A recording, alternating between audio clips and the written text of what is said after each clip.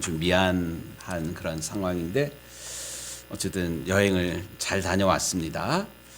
일본 여행을 얼마 들여서 다녀왔을까요?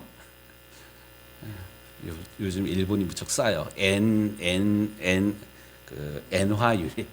환율이 무척 싸서요. 이것을 여행사에 맡기지 않고 인터넷으로 이렇게 해서 비행기랑 숙소 이것을 40만 원에 끊었어요. 무척 싸게 한 거죠.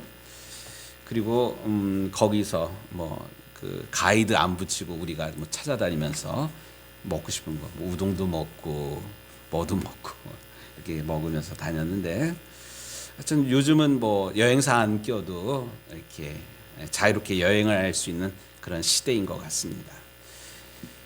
이게 가능했던 게 이 핸드폰 때문에 가능해요. 여기 보면 이제 파파고라는 어플이 있는데요. 일본말 못해도 저는 학교 다닐 때 독일어를 공부해가지고 뭐 영어만큼은 아니더라도 독일어를 좀 이렇게 하거든요. 근데 일본어를 전혀 못해요. 근데 걱정 안 해도 돼요. 여기 딱 이래가지고 저는 강종식입니다. 이러면 이러면 제가 한 말을 그대로 이렇게 번역을 해가지고 하고 그 사람이 한 말을 이렇게 해가지고 이 의사소통이 되는 좋은 시절이에요. 근데 이번에 어쨌든 이 파파고라는 어플의 덕을 톡톡히 봤거든요. 이게 일본만 그런 게 아니라 중국에 가서도 이거 이렇게 하면 통해요. 그런데 드는 그런 생각이, 우리가 이 핸드폰의 그 기능을 어마어마한데 이것을 핸드폰 가지고 뭐 해요? 문자 보내고 전화 받고 뭐 유튜브 보고 요 정도만 이렇게 쓰는 것 같아요. 대부분. 계산기도 하는구나. 예, 어쨌든 그런데 이것은 이 핸드폰, 스마트폰의 어마어마한 기능 중에 요만큼이에요. 그러니까 스마트폰 또 이 기기에 대해서 알면 알수록 더 풍성한 것을 누리는 것이 이 요즘 시대인 것 같습니다. 제가 왜 이 이야기를 하냐면, 우리가 하나님에 대해서도 알면 알수록, 성경에 대해서 알면 알수록 하나님의 오묘하심, 하나님의 어마어마한 능력, 이런 것들을 이렇게 소유할 수가 있어요. 우리가 왜 예수를 믿습니까? 예수 믿고 천당 가는 게 만약에 목적이라면 우리는 예수 믿자마자 다 죽어도 돼. 왜? 우리 위해서는 천국이 예비되어 있기 때문에. 그런데 우리가 예수 믿는 게 천당이 목적이 아니라 우리가 예수 믿고 어쨌든 그래도 살아가잖아요. 죽지 않고 살아가잖아요. 시편 118편의 말씀처럼 내가 죽지 않고 살아서 내가 살아있는 이유가 있어요. 하나님께서 우리를 통해서 계획한 일이 분명히 있기 때문에 그래요. 살아서 우리가 해야 되는 일들. 그렇기 때문에 우리가 살아있는 동안에 하나님을 더 깊이 알아야 되고요. 또 하나님께서 원하시는 바가 무엇인지를 더 깊이 알아가면서, 아는 걸로 끝나는 것이 아니라 하나님의 뜻을 이루어 드려야만 합니다. 우리 유정교 올해 표가 뭐예요? 하나님의 마음을 품은 교회, 사역, 또 뭐 우리의 삶. 우리의 신앙이 이렇게 편중되지 않았으면 좋겠어요. 예수 믿고 구원받는 여기에만 머무르는 그런 것이 아니라, 이런 의미에서 이제 오늘부터 우리가 사도행전 말씀을 읽는데, 사도행전은 마태, 마가, 누가, 요한복음 다음에 사도행전 말씀이 이렇게 이어집니다. 복음서 다음에 사도행전 말씀이 시작이 되는 그런 거예요. 복음서에서 예수님께서 이 땅에 오셔서 천국 복음을 가르치시고 우리를 사랑해 주시고 우리에게 하나님 나라가 어떤 것인지 실제로 보여주시고 예수님은 돌아가셨어요. 근데 돌아가신 걸로 끝나는 것이 아니라 다시 부활하셨잖아요. 부활하신 이후의 이야기가 사도행전인데, 그렇다면 제가 서론에서 이야기한 것처럼 하나님을 알면 알수록 우리가 더 풍성해지고 하나님께서 기뻐하시는 인생을 살아드릴 수가 있는데, 그렇다면 사도행전의 말씀을 통해서 복음서랑은 다르게 사도행전에서 원하시는 하나님의 뜻이 무엇인지를 깨닫게 되는 이 아침 시간이 되기를 간절히 원합니다. 또 1절 말씀을 좀 함께 좀 다시 한 마음으로 이런 기대를 가지고 1절 말씀을 읽도록 하겠습니다.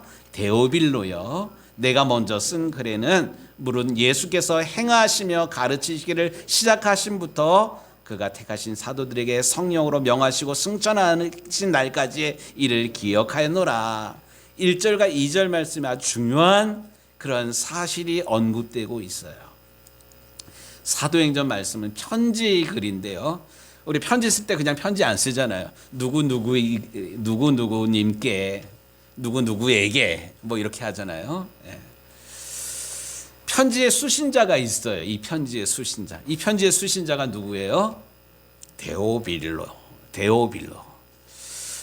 또 다음에 이어지는 말씀을 보면 내가 먼저 쓴 글에는 사도행전 쓰기 전에 또 다른 거를 썼네. 또 다른 편지를 썼다는데 또 다른 편지가 뭘까요? 누가복음 1장을 좀 찾아서 보도록 하겠습니다. 누가복음 1장. 누가복음 1장 1절부터 4절까지의 말씀 같이 좀 읽겠습니다. 우리 중에 이루어진 사실에 대하여 처음부터 목격자와 말씀에 일꾼된 자들이 전하여 준 그대로 내력을 저술하려고 붓을 든 사람이 많은지라. 이 모든 일을 근원부터 자세히 미루어 살핀 나도 데오빌로 각하에게 차례대로 써보내는 것이 좋은 줄 알았노니 이는 각하가 알고 있는 바를 더 확실하게 하려 함이로다. 아멘. 여기 누가복음에서 이 모든 것을 살핀 나도, 여기 나가 누굴까요? 누가예요. 누가. 우리가 잘 알고 있는 누가복음을 쓴 누가. 누가는 유대인은 사실 아니었어요. 헬라인이고 또 의사예요. 요즘도 의사 선생님 이러면 존경받는 그런 직업군이잖아요. 뭐 요즘 뭐 의로 뭐 하여튼 여러 가지 사태가 있지만 어쨌든 이런 모든 일들 의사가 필요하기 때문에. 의사가 왜 필요해요? 아픈 사람들이 많기 때문에. 전문 또 의사가 그냥 태어나는 게 아니라 6년 교육을 받아야 되는, 또 2년의 인턴과 전문의 과정, 이런 과정을 거쳐서 의사가 세워지기 때문에 의사 교육이 무척 중요해요, 사실. 근데 지금부터 2000년 전에 2000년 전도 마찬가지예요. 의사. 누가가 의사입니다. 의사인데 예수님을 믿는 이런 사람이었어요. 예수님에 대해서 직접 보고 또 깨닫고 경험한 이 예수님을 전하는 그런 편지를 쓰게 됩니다. 이게 먼저 쓴 편지가 누가복음이에요. 누가복음을 쓰면서 이 누가복음의 수신자가 누구냐면 데오빌로 각하예요. 각하라는 말 누구에게 쓰는 말이에요? 옛날에 박정희 대통령 각하 이런 말 썼잖아요. 각하라는 말은 가장 존엄한, 가장 존경하는, 가장 위대한 그런 지도자에게만 각하라는 호칭을 써요. 뭐 요즘 권위주의, 탈권위주의 시대이기 때문에 각하라는 말 쓰지 않다 그러지만 어쨌든 각하 이러면 일반적으로 쓰는 그런 단어는 사실 아니잖아요. 그렇다면 데오빌로는 누구인가? 데오빌로. 히라보에서 데오, 그 어간을 이렇게 보면 데오스 이런 단어, 테오스 누구일까요? 하나님. 이 데오빌로라는 그 이름에는 하나님이라는 그 이름이 이렇게 일부 들어가 있어요. 빌로는 뭘까요? 그 미국에 있는 도시 가운데 필라델피아 있잖아요. 필로스, 사랑하다 뭐 이런 뜻을 가지고 있어요. 하나님을 사랑하는 사람 뭐 이런 뜻이 있고요. 하나님으로부터 사랑받는 사람, 데오빌로 각하. 이 사람이 누구인지는 명확하지는 않지만 지도자, 위대한 그런 지도자인 것 같아요. 로마인이고 또 이 사도행전에서 목적하는 바가 복음을 핍박했던 사울이 변해서 바울이 되잖아요. 바울이 결국 이방인들에게 복음을 전하게 되는데 복음을 어디까지 가서 전하게 됩니까? 로마에까지 가가지고 전합니다. 로마라는 것은 세상의 중심이에요. 세상의 중심에, 세상 중심 한가운데 있는 사람에게 복음을 전하기 위해서 먼저 쓴 편지가 누가복음이었고요.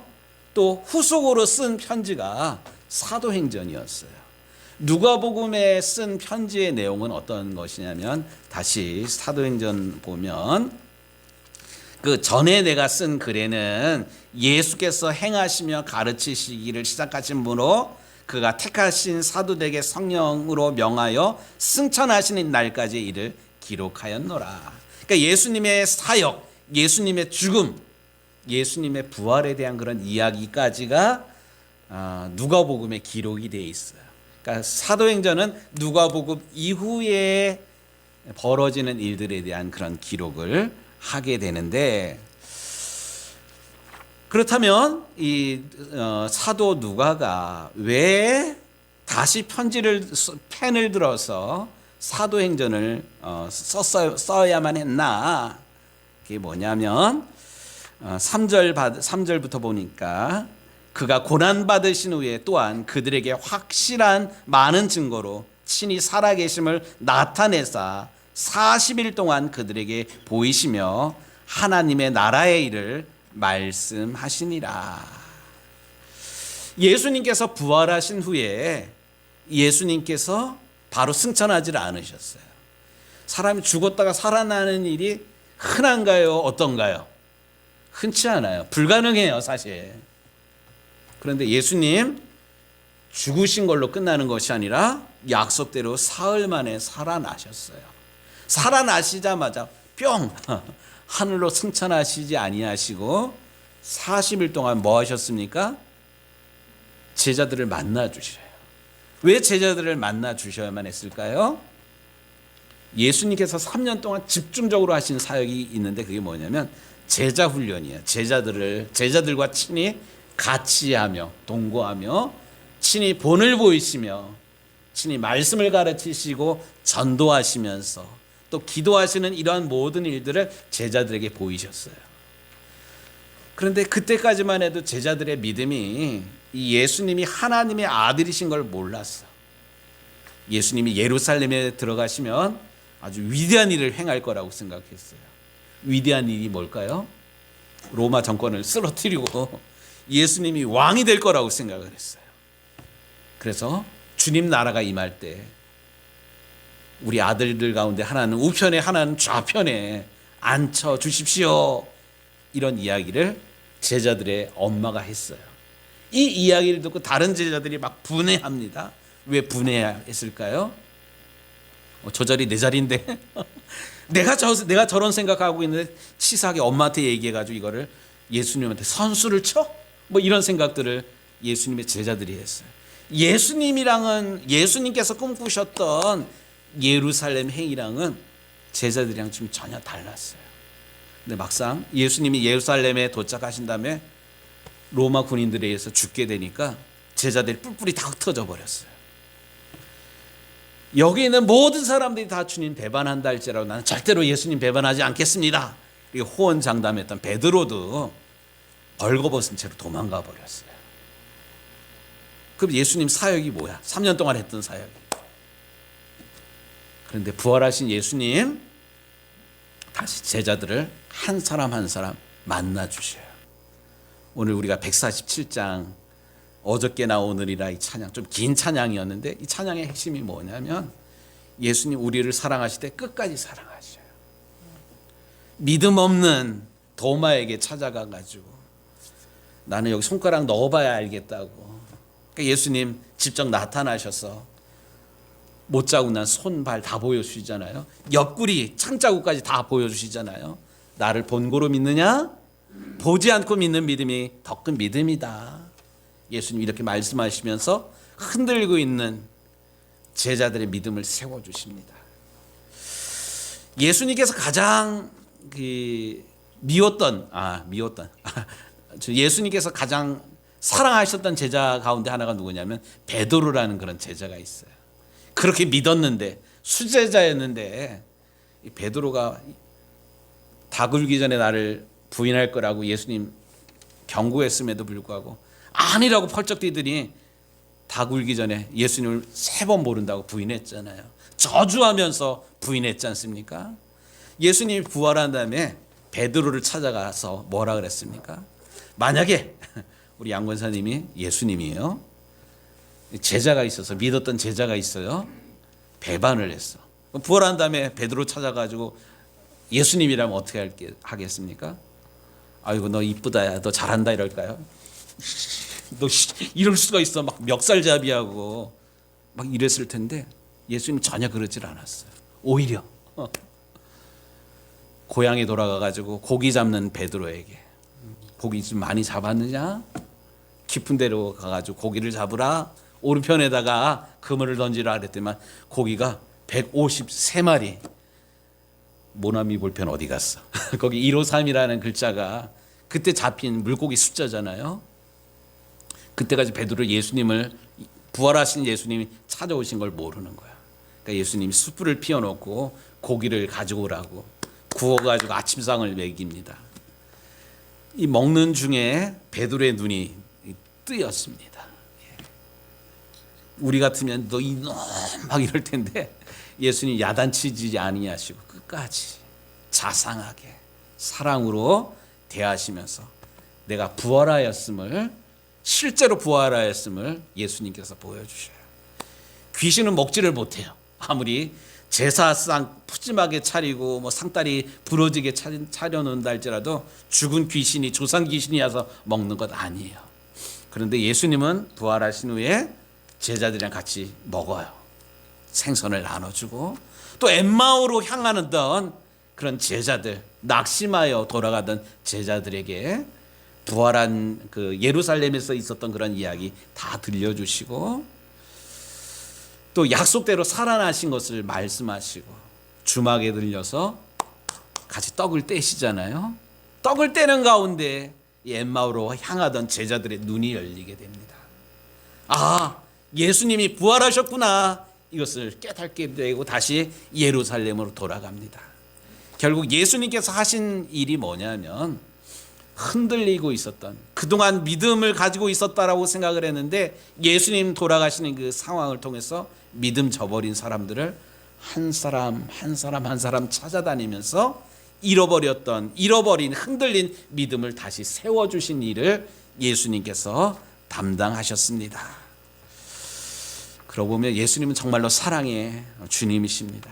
자기의 사람을 사랑하시되 끝까지 사랑하시는, 길이 참으시는 우리 주님.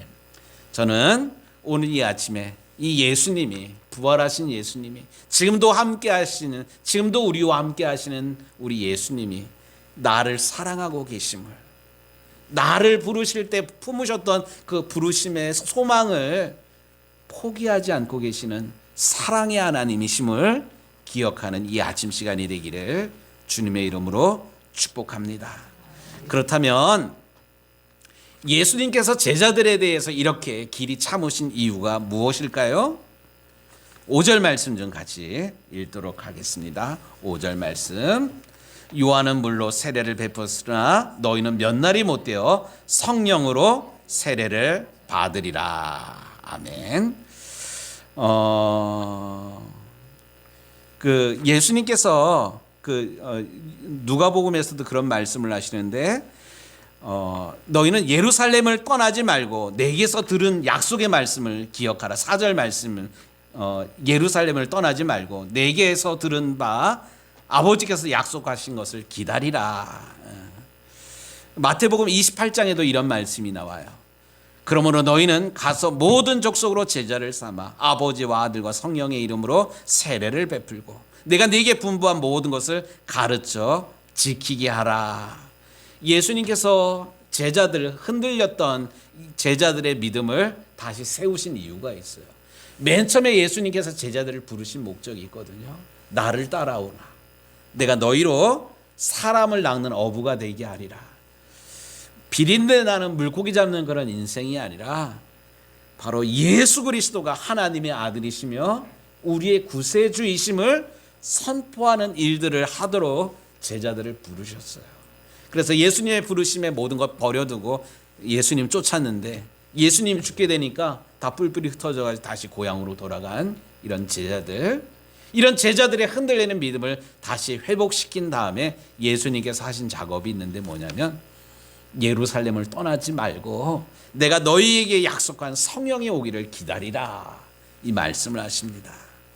왜냐하면 성령 받지 않고는 이런 사명을 감당하지 못하기 때문에 그렇습니다. 물론 다음 주에 읽을 말씀이지만 이렇게 하나님의 약속의 말씀을 기다릴 때 성령이 실제로 임합니다. 또 예수님 승천하시기 바로 전에 이런 말씀을 분명히 하셨어요.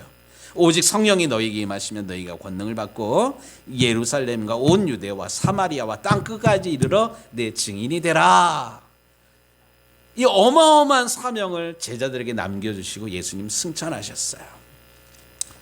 근데 여기서 중요한 것은 이런 사명을 온전히 감당하기 위해서는 내 힘으로 안 돼요. 내 지식으로 안 돼요. 내 경험으로 안 돼요. 성령을 경험해야 돼요. 성령으로 채워져야만 합니다.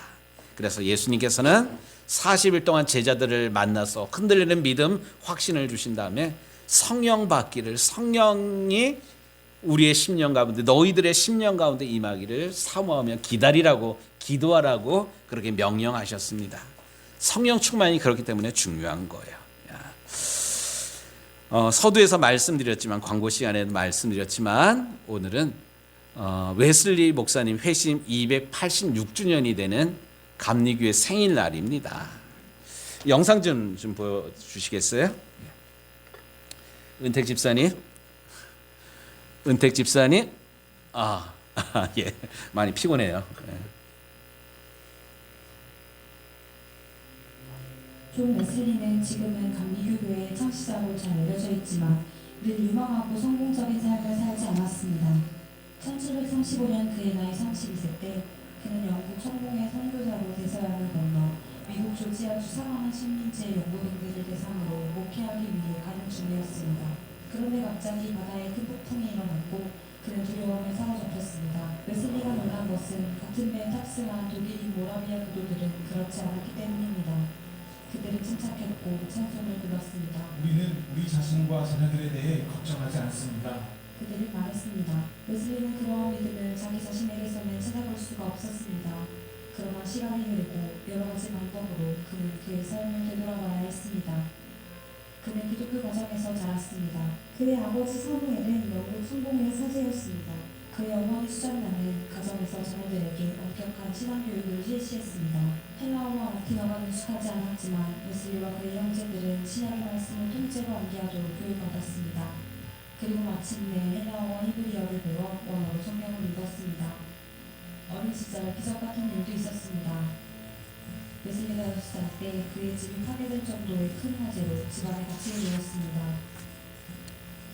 두 남자의 도움으로 2층 성문을 등에 붙이고 웨슬리는 후에 터져나온 나무 막대기라고 말했습니다. 그의 어머니는 그의 삶에 하나님의 특별한 계획이 있다는 것이라고 생각했습니다. 웨슬리는 청년 시절 옥스퍼드에서 대학을 다녔습니다. 나중에 교수가 되었을 때 그는 그의 동생 찰스 웨슬리에 의해 시작된 홀리클럽의 영적 지도자로 초대되었습니다. 회원들이 거룩한 삶을 살기로 맹세했기 때문에 홀리클럽이라고 불렸습니다. 그들은 매일 성서를 연구하고 기도했습니다. 그들은 정기적으로 성찬을 행하고 교도소 봉사활동을 했습니다. 그들의 규칙적인 생활을 했기 때문에 메소디스트, 즉 규칙쟁이라고 불렸습니다. 이러한 영성 훈련과 안수받은 목회자였음에도 불구하고 웨슬리는 항상 갈급함이 있었습니다. 그는 내적 믿음이 부족하다는 것을 알았고 더 원했습니다. 나는 계속 싸워왔지만 완전히 승리하지 못했다. 나는 쓰러졌고 또 쓰러졌다. 1735년 5월 24일에 중대한 일이 일어났습니다. 저녁에 나는 마지못해 올더스케이트 거리에 있는 한 모임에 갔다. 그곳에서 누군가 루터의 로마서 서문을 읽고 있었다. 저녁 9시 45분쯤 그가 그리스도를 믿는 신앙으로 하나님께서 마음 안에서 역사하시는 변화를 설명할 때 내 마음이 이상하게 따뜻해진 것을 느꼈다. 나는 내가 그리스도를 신뢰하고 있다고 느꼈다. 오직 그리스도만이 나의 모든 죄와 죄악을 씻으시며 죄와 사망의 법에서 나를 구원하시는 분이시라고 확신할 수 있었다. 예, 우리가 매년 이렇게 들었던 그런 말씀인데요. 예. 웨슬리 목사님은 정말로 위대한 가문에서 좋은 부모님 밑에서 신앙훈련을 받았고요. 옥스포드 대학이라는 정말로 인류 대학을 다녔고 교수가 됐어요. 또 목사 안수를 받고 선교사가 되었어요. 그런데 마음에 기쁨이 없어, 확신이 없어. 또 배를 타고 가는데 풍랑을 만나니까 불안해가지고 막 떠는 그런 상황이에요. 3년 동안 미국 선교사로 사역을 했지만 실패하고 돌아올 수밖에 없었어요. 낙담한 이런 웨슬리 목사. 그런데 1738년 5월 24일 9시 15분 전 8시 45분경에 어쩔 수 없이 올더스 게이트 한 기도 모임에 그냥 끌려가다시피 갔어요. 우리 중에 오늘 억지로 예배 나온 사람 있을 수 있어요. 하지만 그럼에도 불구하고 성령이 임하니까 특별한 설교가 아니었어요. 로마서 서문을 읽는 동안에 로마서 내용이 무엇입니까? 오직 의인은 믿음으로 말미암아 살리라. 이것이 로마서의 핵심이지 않습니까? 이 말씀을 듣는데 늘 들었던 말씀인데 이 말씀을 듣는 순간에 갑자기 마음이 따뜻해지는 그런 거예요. 이게 요한 웨슬리 목사님이 회심한 그런 일기 이야기입니다. 오늘 주보에도 몇 가지 사건을 좀 적어놨는데